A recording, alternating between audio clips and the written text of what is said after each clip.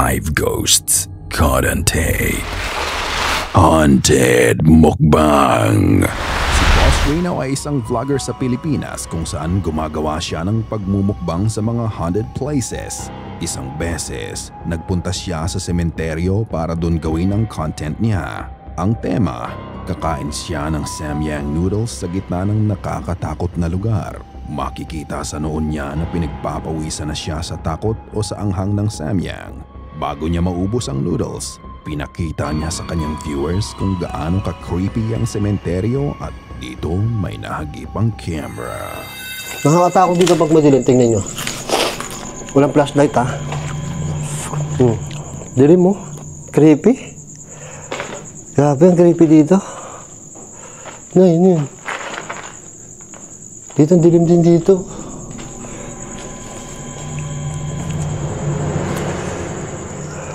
Tingnan mabuti ang video. Makikita mo ang isang figura ng itim na anino ang nakasilip sa kanya. Ma-identify mo ang ulo at ang mga balikat nito. Nakatingin lang ang anino sa kanya na parabang curious sa ginagawa niya. Bukod doon, isang viewer niya ang nag-message sa akin tungkol sa nakita niya sa isa sa mga video ni Boss Reno. Nang puntahan niya ang abandoned airsoft field, meron din pala siyang nahagip na hindi niya napansin. Panoorin niyong mabuti kung makikita niyo ang tinutukoy ng viewer niya.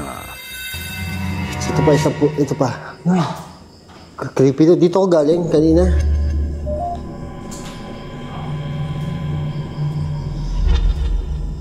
Oh, wow. Hello po, may multo po ba dito sa loob ng kwarto na to? Kagong daming kwarto na to. Ano ba to dati? Bakit kada kwarto may CR? Baka hotel na to dati? Kasi kada kwarto may CR, oh. Tatanungin ko kayo, nakita niyo ba yon? Habang siya ay nag-iikot sa itaas ng gusali, pinakita niya ang kuha ng camera na nakatutok lang sa labas ng building. Hindi mo talaga mapapansin sa simula pero kapag tinaas mo ang brightness ng video, makikita ang hugas ng babae ang nakatayo sa rooftop. Kapag i-zoom in mo ang camera, makikita ang maputing mukha nito. Is it the same ghost that he captured 9 months ago sa sementeryo? Is he being followed by an entity and maybe he just doesn't know it yet? Panoorin ang kanyang adventure sa kanyang channel na Boss Reno. Deep in the Silos. Isang grupo ng mga kalalakihan ang napagkatawaang pumunta sa abandonadong silo. Habang binababa nila ang silo, madidinig mo ang isang boses ng babae sa ilalim nito na nanghihingi ng tulong. Tinanong pa ng isa sa kanila kung eto daw ba ay skinwalker na nilulure silang pumunta sa pinakailalim ng silo. Eto ang nangyari. Hindi mo ako. I lost my friends. Huh? I lost my friends. What? My friend said, "Can you please help me?" What? Hello? Hello? Yo, hold on. Chill. I can't see. No, that's a skinwalker, bro. That's a skinwalker. Where are you guys? Is you a skinwalker? Go down. You're going down, bro. Are you a skinwalker? This way, this way. Hey, chill. Double up. My friends. That sounded like a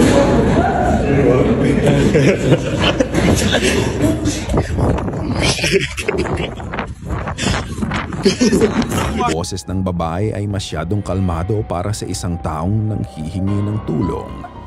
Mapapaisip ka na lang kung ano ang ginagawa nito sa ilalim ng silo sa ilalim ng gabi. Kung ito ay totoong tao, madidinig mo sa boses nito ang takot. Sinasabi pa ng boses na naiwan siya ng mga kasama niya. Sa huli, hindi na lang tinuloy ng grupo ang pagbaba sa silo in fear na baka merong masamang mangyari sa kanila. Dark Possession. Ang bahay ng kapatid na nag-post ng video na ito ay haunted. Nagsimulang magkaroon ng mga poltergeist activities ang bahay kaya kumuha ang kapatid niya ng medium para paalisin ang nagmumulto dito. Ang sabi ng medium sa kanya, may entity ang naka-attach sa isa sa mga gamit niya. Ang problema, hindi niya alam kung anong gamit ang tinutukoy ng medium. Habang nagtatagal at umabot na ng ilang taon, palala ng palala ang mga nangyayaring pagpaparamdam sa loob ng bahay.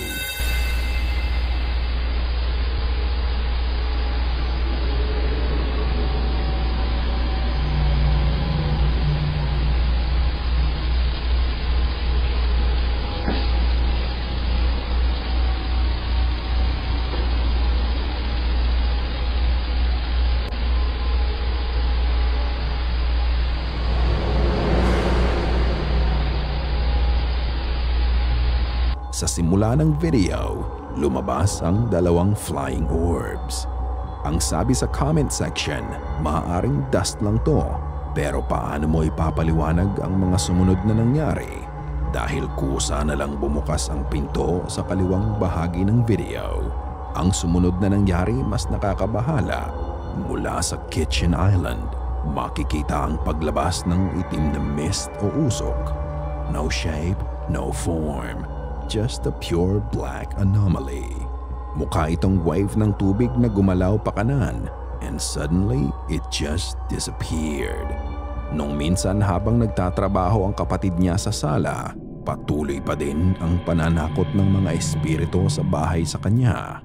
Kahit sa umaga, nagpaparamdam sila.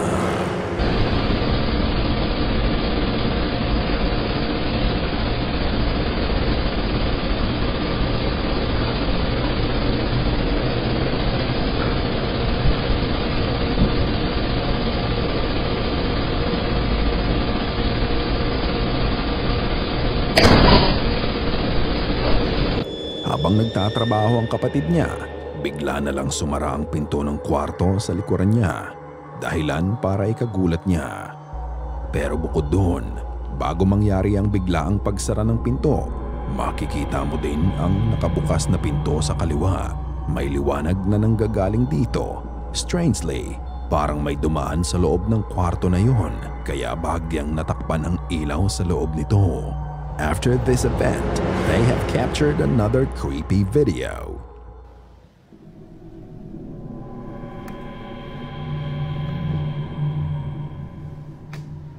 Felix. Felix.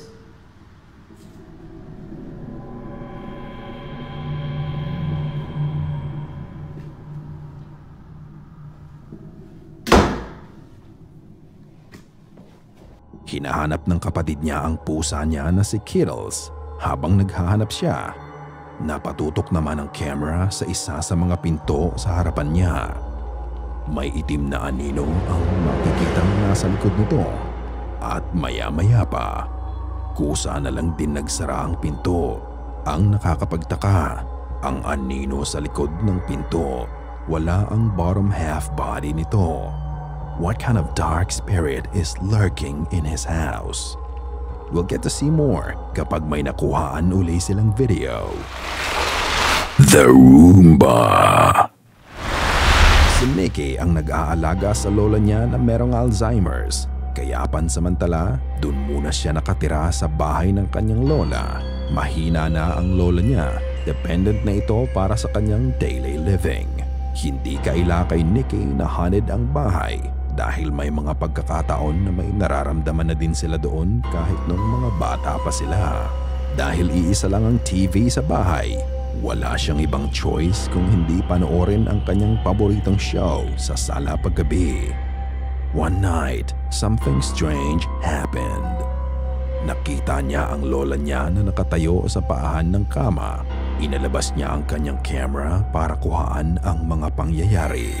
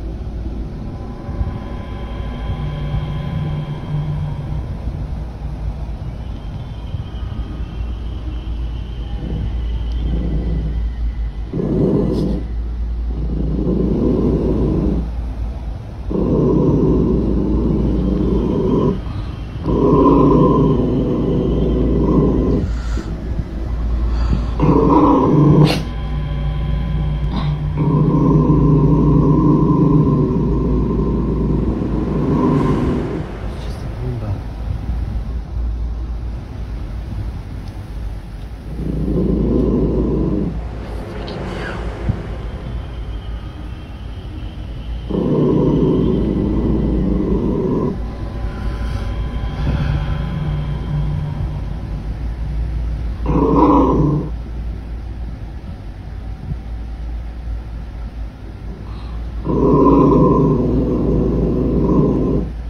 is it?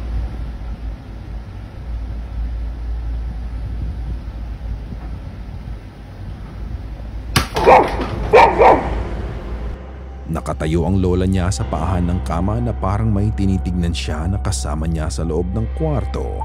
Kakaiba ang mood ng bahay kahit ito ay napapanood mo lang sa video. Mas tumaas pa ang kaba niya dahil sa pag-growl ng aso sa tabi niya. Parang may nasa-sense ang aso na hindi niya nakikita. Ilang sandali lang, makikita ang Roomba na gumagalaw ng mag-isa. Ang Roomba ay isang robotic vacuum cleaner. Meron itong software at sensor na pwede mong i-program para linisin ang sahig kahit walang tao.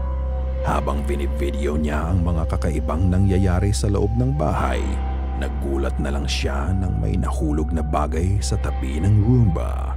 Matapos niyang patayin ang kanyang camera, nilapitan niya kung anong bagay ang nahulog sa sahig. Mas lumaki ang pagtataka niya sa nakita niya. My grandma loves to collect little figurines. One of my grandma's little angels fell off the fridge last night. You see how far back they are? Genuinely.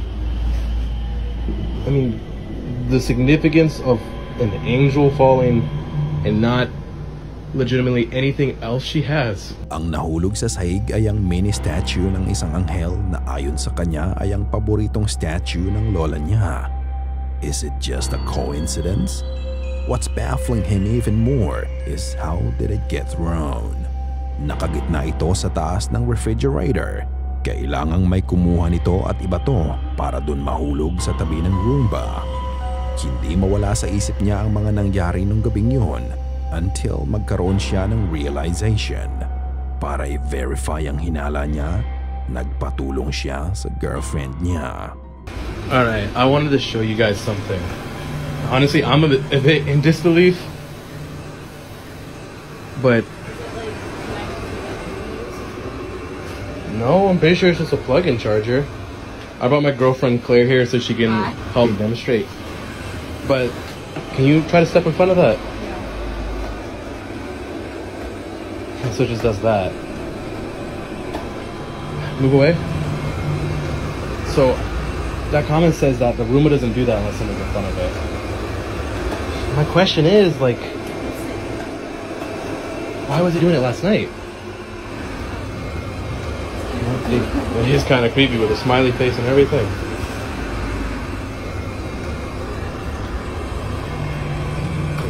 Even when it gets to the edge, it does that. But it was on flat ground. Pinatayo niya ang girlfriend niya sa harapan ng Roomba at nang maharangan ng girlfriend niya ang dadaanan ng Roomba, may ginawa itong back and forth motion. Strangely enough, ito din ang nakuhaan niyang motion ng Roomba the night before. Parehas ang back and forth motion ito as if may taong nakaharang sa harapan ito. Nung gabi na yon, nanonood ulit siya ng kanyang paboritong programa. Dahil na din sa takot, iniwan niyang nakabukas ang ilaw sa hallway. Tulog na ang kanyang lola pero alertong nakatingin ang dalawang asong kasama niya sa kwarto ng lola niya. So, I was watching my show, and after last night, I'm definitely not leaving these lights on. But I was watching my show, and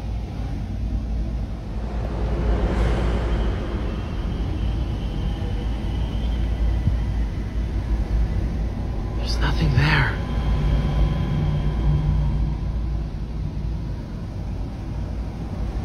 May nakikita kaya silang hindi niya nakikita? Malalim na ang gabi at dinala na niya ang mga aso sa tulugan nila. On that same night, something happened na mahirap ipaliwanag. Bumukas uli ang Roomba ng mag-isa. At ito ang nangyari.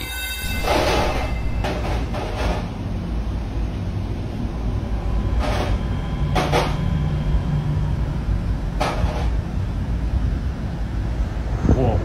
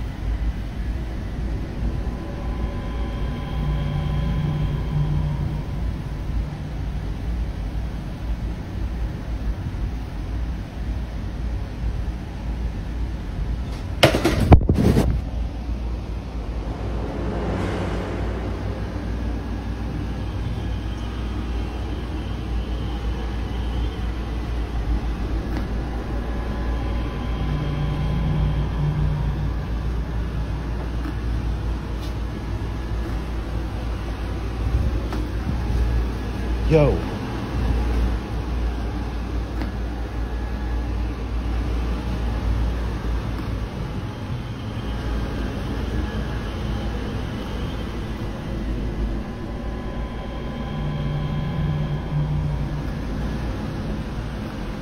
Oh, that's cool.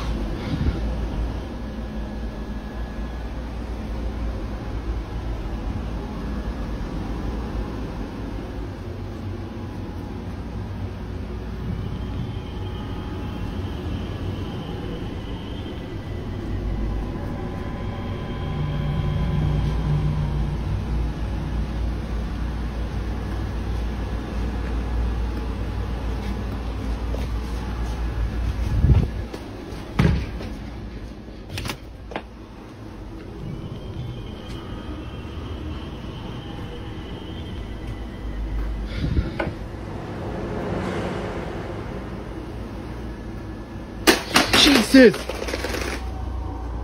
Mula sa kwarto ng lola niya, dire-diretso ang paggalaw ng Roomba nang makarating ito sa edge ng hagdan. Tuloy-tuloy pa din ito sa pag-abante. Pero kanina nung sinubukan nila itong padaanin sa hagdan, ito ay hindi magtuloy-tuloy. Kaya sobrang puzzling kung bakit ito nagdiretso this time. At matapos noon, nakakapagtaka din na sinundan siya ng Roomba kahit saan siya magpunta. Ang sabi ng iba, pwede mong kontrolin ng Roomba sa app nito. Maaaring totoo nga ito, pero walang control sa app para kusa na lang itong mag-flip ng mag-isa na nakita niyong nangyari sa dulo ng video. Naniniwala ka ba na haunted ang bahay ng lola niya, or is the Roomba possessed by a spirit? In the end, it's for you to decide. Dog collar. Naiwan ang aso ng uploader ng video na ito ng mag-isa. Kailangan niyang umalis para sa kanyang trabaho. Habang siya ay nasa labas, nakareceive siya ng notification galing sa kanyang CCTV na merong motion detected. Hindi niya pinansin ang notification dahil sanay na siya na kapag aalis siya, dumadaan ang aso niya sa harapan ng sensor ng camera. At ito ang nadedetect na movement ng CCTV. Nang makauwi na siya, dito niya tinignan ang footage. Hindi para sa kung anong dahilan, ngunit gusto niya lang makita ang ginagawa ng aso niya habang wala siya. Nanlaki ang kanyang mata sa napanood niya.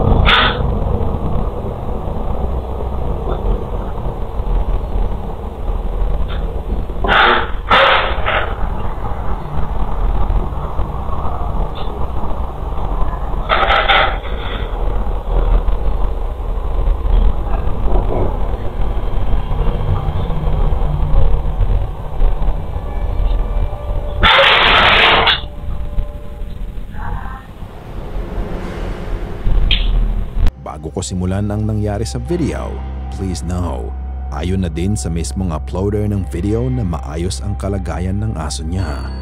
However, ang mga naganap sa video ay hindi mo masasabing okay lang. Makikita ang aso na parang may tinitignan sa loob ng sala. Nang lapitan ito ang nakikita niya. Makikita mo sa reflection ng TV na parang may humahatak sa aso. Sinabi niya na kung anuman ang nandun ay may hindi magandang pakay sa aso niya. Matapos noon, makikita mong may nagtanggal ng collar sa aso. Ito ay lumipad out of the frame.